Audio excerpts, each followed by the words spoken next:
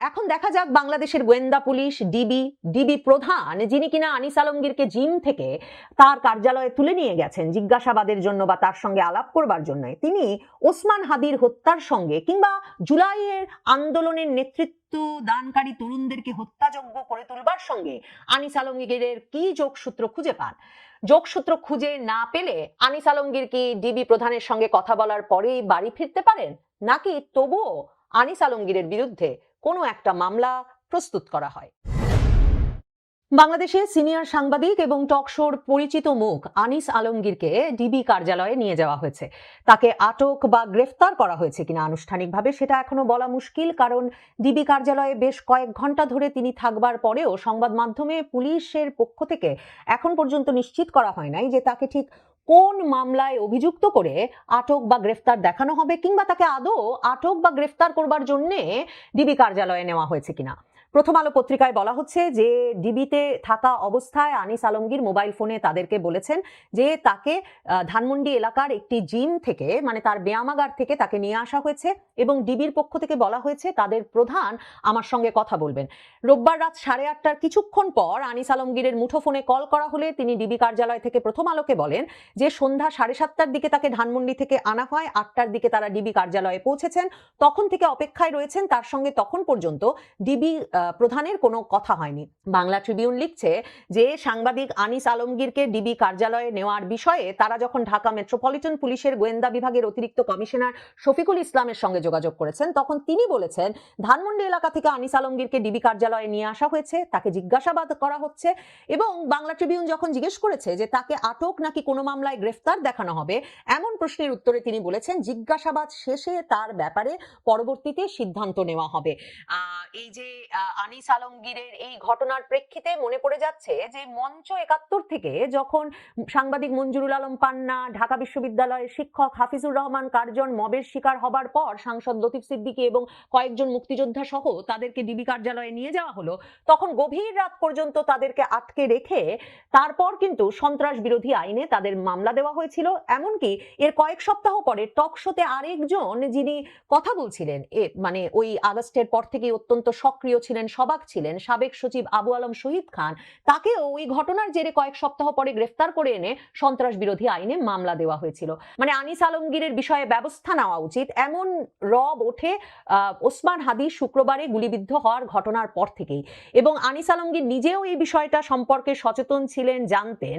তাকে ডিবি কার্যালয়ে নিয়ে যাওয়ার কয়েক ঘন্টা আগে তিনি সর্বশেষ যে স্ট্যাটাসটা দিয়েছেন ফেসবুকে, আনিস আলমগীর অত্যন্ত অ্যাক্টিভ সামাজিক যোগাযোগ মাধ্যমে ফেসবুকে, তিনি সর্বশেষ যে স্ট্যাটাসটা দিয়েছেন সেখানে তিনি বলেন বিদেশে পলাতক দুই কুলাঙ্গার ইউটিউবার দীর্ঘদিন ধরেই বাংলাদেশকে অস্থিতিশীল করার ষড়যন্ত্রে লিপ্ত, আর তাদের এই কাজের আমি সমালোচনা করেছি অন্তত 5টি প্রমিনেন্ট টেলিভিশন শোতে। তাই সেই কুলাঙ্গারেরা আমার উপর প্রতিশোধ নিতে আমাকে ঘিরে পরিকল্পিত অপপ্রচারে লিপ্ত, টেলিভিশনকে হুমকি দিচ্ছে। সাম্প্রতিক সময়ে তারা প্রকাশ্যে গুপ্ত হত্যার হুমকির ভাষা ব্যবহার করছে, যা সরাসরি ফৌজদারি অপরাধ। মানে আনিস আলমগীর, তাকে গ্রেফতার করা উচিত হাদির ঘটনায়, সেটার প্রসঙ্গে সরাসরি দুই ইউটিউবারকে দায়ী করছেন এবং তিনি বলছেন যে আমার দৈনন্দিন ব্যক্তিগত কর্মকাণ্ডকে জোর করে হাদি গুলিবিদ্ধ হওয়ার ঘটনার সঙ্গে যুক্ত করার চেষ্টা করা হচ্ছে, যা সম্পূর্ণ মিথ্যা, ভিত্তিহীন ও উদ্দেশ্য প্রণোদিত। বরং হাদি গুলিবিদ্ধ হওয়ার সঙ্গে সঙ্গে আমি তার বেঁচে থাকার প্রার্থনা করে পোস্ট দিয়েছি। আল্লাহ ওদের চোখ অন্ধ করে রেখেছে, সে কারণে তারা তা দেখেনি। ওরা আমাকে আওয়ামী লীগ বানানোর জোর প্রচেষ্টায় ব্যস্ত। আনিস আলমগীর বলছেন ওই ফেসবুক পোস্টে যে স্পষ্ট করে বলছি হাদির সঙ্গে আমার কোনো শত্রুতা নেই, জীবনে তার সঙ্গে আমার কথা হয়নি, দেখা হয়নি, এমনকি আহত হওয়ার আগ পর্যন্ত তার নামও আমি কোথাও লিখিনি বা বলিনি। আনিস আলমগীর এর সঙ্গে এই পোস্টের সঙ্গে যে ছবিটা যুক্ত করেছেন, সেই ছবিটা ওসমান হাদি আহত হওয়ার পর থেকে এক রকমের ভাইরাল করা হয়েছিল, যেখানে মনে হচ্ছে যে দৈনিক জনকণ্ঠ লিখেছে যে হাদির ওপর হামলাকে নেহারি খেয়ে উদযাপন করছেন ফ্যাসিস্ট আনিস আলমগীর। এটা বলে আনিস আলমগীরের একটা খাওয়ার ছবির সঙ্গে মিলিয়ে এরকম একটা পোস্ট তৈরি করে সেটা ভাইরাল করে দেওয়া হয়। আনিস আলমগীর এই পোস্টটা যে ভুল সেটা উল্লেখ করে তার এই সর্বশেষ ফেসবুক পোস্টটি দিয়ে বলেছেন যে হাদির সঙ্গে তার কোনো সম্পর্ক নাই, তিনি কোনোদিন তার নাম উল্লেখ করেও কোনো কথা উল্লেখ করেন নাই। তবে পিনাকি ভট্টাচার্য 12ই ডিসেম্বর ওসমান হাদি গুলিবিদ্ধ হওয়ার পরেই বাংলাদেশের টেলিভিশনগুলো টক শোতে এখন অত্যন্ত সক্রিয়, সবাক, উচ্চকণ্ঠ কয়েকজনের নাম উল্লেখ করে এমন একটা স্ট্যাটাস দিয়ে বলেন যে আমাদের সহযোদ্ধাদের এভাবেই গুলি করে মারবে, আর আনিস আলমগীর সহ অভিযুক্ত ওই সাংবাদিকেরা দাঁত কেলায় কেলায় টক শোতে লীগের পক্ষে বয়ান তৈরি করবে? 1975-এর আগস্ট বিপ্লবী বীর মেজর ডালিমেরা সুখ বেশি দিন পায় নাই। শকুনের দল উল্লাস করেছিল। শহীদ প্রেসিডেন্ট জিয়াও হাসিনাকে ফিরিয়ে আনার প্রাশ্চিত্য দিয়েছিলেন নিজের জান দিয়ে। এবার ওসমান হাদির ওপর হামলার প্রতিক্রিয়া এবং লীগের জন্য যথাযথ ওষুধ রাজনৈতিক দলগুলো বসে দ্রুত ঠিক করুন। পিনাকি ভট্টাচার্য এই আনিস আলমগীরকে ডিবি কার্যালয়ে নেওয়া হয়েছে, এই খবর প্রকাশিত হওয়ার পরপরই স্ট্যাটাস দিয়ে বলেন যে আওয়ামী দালাল আনিস আলমগীর, কি খবর তোমার? এবং তার পাশাপাশি কিছুক্ষণ বাদে তিনি আবারও স্ট্যাটাস দেন যে আনিস আলমগীরকে পোলাপাইন এক রকমের মবের শিকার করত। তিনি তার ভাষায় তার মানে পছন্দের শব্দ ব্যবহার করে এই কথাটাই বলতে চেয়েছেন যে আনিস আলমগীরকে মবের শিকার করা হতো, কাজেই পুলিশ তারে রক্ষা করছে গ্রেফতার করে। আওয়ামী লীগের প্রফেসর ইউনূসের সরকারের পুলিশের প্রতি কৃতজ্ঞ থাকা উচিত। আর জাতীয় নাগরিক পার্টির নেতা এবং জুলাই আগস্ট আন্দোলনের নেতৃত্ব স্থানীয় তরুণ নাহিদ ইসলাম এবং হাসনাত আব্দুল্লাহ যখন শনিবার দিন ডক্টর ইউনূসের আমন্ত্রণে আহ্বানে যমুনায় যান ওসমান হাদির শোক সন্তপ্ত পরিবারের সঙ্গে সাক্ষাতে এবং 3 রাজনৈতিক দলের মিলিত বৈঠকে, মানে বিএনপি, জামায়াত এবং জাতীয় নাগরিক পার্টিকে, যেখানে ডক্টর ইউনূস বলেন যে গভীর ষড়যন্ত্র ইঙ্গিত পাওয়া যায় এই ওসমান হাদির ওপর হামলার ঘটনায়, কাজেই এই 3 দলকে ঐক্যবদ্ধ থাকতে হবে। সেখানে দাঁড়িয়ে নাহিদ ইসলাম তখন অভিযোগ করে বলেন যে জুলাই অভ্যুত্থানের পর থেকেই কিছু লোক এই অভ্যুত্থানকে খাটো করার জন্য নানা অপতৎপরতা চালিয়ে আসছে। সুসংগঠিতভাবে জুলাইয়ের বিরুদ্ধে ক্যাম্পেইন চলছে। মিডিয়া ও প্রশাসনের নানা স্তরে এই কাজ হচ্ছে। জুলাই অভ্যুত্থান নিয়ে মিডিয়া ও সামাজিক যোগাযোগ মাধ্যমে এমন ন্যারেটিভ তৈরি করা হচ্ছে যাতে মনে হয় যারা অভ্যুত্থান করেছে তারা অপরাধ করেছে। আওয়ামী লীগ ও জাতীয় পার্টিকে নরমালাইজ করতে নানা চেষ্টা চলছে। টিভি টক শোতে তারা নিয়মিত অংশ নিচ্ছে, প্রশাসনের বিভিন্ন জায়গায় বৈঠক করছে, বিশ্ববিদ্যালয়গুলোতে মিলিত হচ্ছে এবং আদালত প্রাঙ্গণে স্লোগান দিচ্ছে।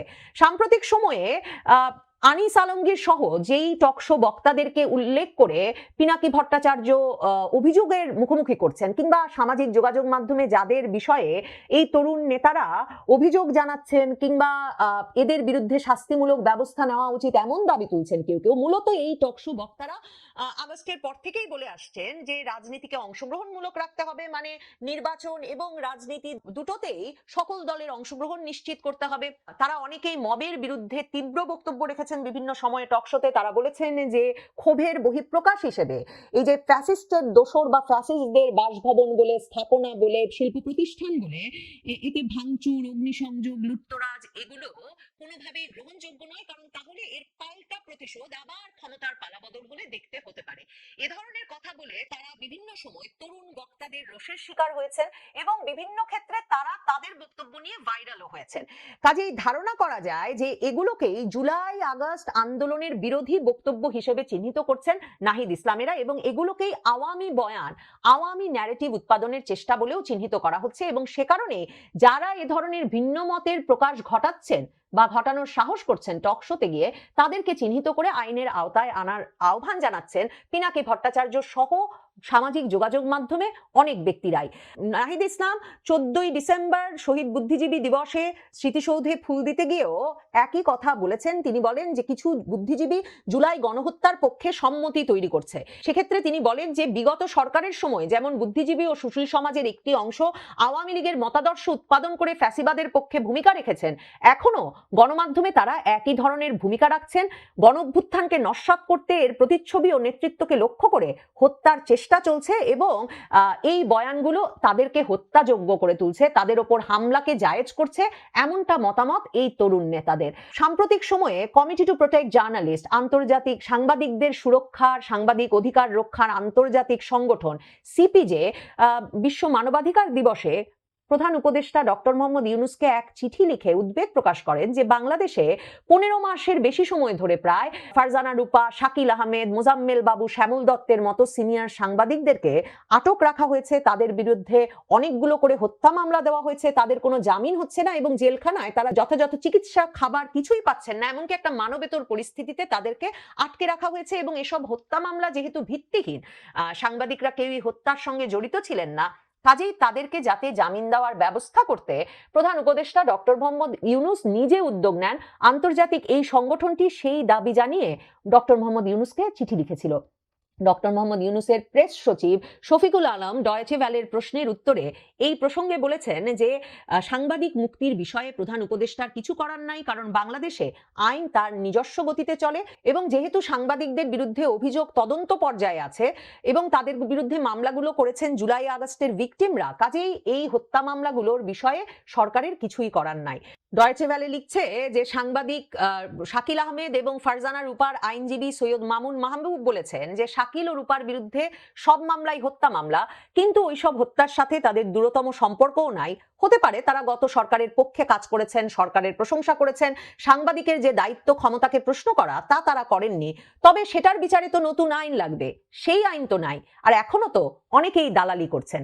এই প্রশ্নটাই আসলে আনিস আলমগীর সহ টকশোতে বক্তা হিসেবে যাদেরকে নির্দিষ্ট করা হয়েছে, যে যারা নাকি হাদির মতো জুলাই আগস্টের নেতাদেরকে নাকি হত্যাযোগ্য করে তুলছেন বলে সামাজিক যোগাযোগ মাধ্যমে একরকমের সরব আলাপ উঠেছে, তারা তুলছেন যে যেই চর্চাগুলো এখন করা হচ্ছে, এই যে সাংবাদিকরা কোনো এক সরকারের পক্ষে কাজ করেছেন, যথাযথভাবে বিরোধিতা করেন নাই এমন অভিযোগ তুলে তাদেরকে যে ঢালাও হত্যা মামলা দিয়ে মাসের পর মাস আটকে রাখা হচ্ছে, বা বিভিন্ন জনকে সন্ত্রাস বিরোধী আইনে মামলা দেওয়া হচ্ছে টকশোতে কথা বলবার জন্য, এর যে আগামীতেও ক্ষমতার পালাবদল ঘটে গেলে আবারও দেখা যাবে এই কথাগুলো তুলেই সম্ভবত আনিস আলমগীর সহ এই ব্যক্তিরা অজনপ্রিয় হয়ে উঠেছেন একটি পক্ষের চোখে।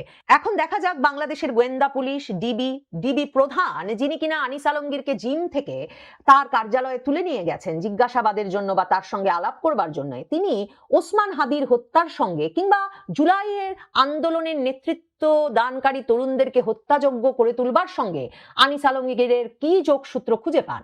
যোগসূত্র খুঁজে না পেলে আনিস আলমগীর কি ডিবি প্রধানের সঙ্গে কথা বলার পরেই বাড়ি ফিরতে পারেন, নাকি তবুও আনিস আলমগীরের বিরুদ্ধে কোনো একটা মামলা প্রস্তুত করা হয়, এই সবই এখনো অনিশ্চিত। তবে নিশ্চিতভাবেই ডিবি কার্যালয়ে তুলে নিয়ে যাওয়া এবং তার মাধ্যমে একটা শিক্ষা প্রদানের প্রচেষ্টা প্রায়শই ডিবি কার্যালয়ে ঘটছে। এই নভেম্বরের শেষেও এক সাংবাদিক এবং ব্যবসায়ীকে 10 ঘন্টার বেশি সময় ধরে আটক রেখে তারপর কোনো মামলায় আটক বা গ্রেফতার না দেখিয়ে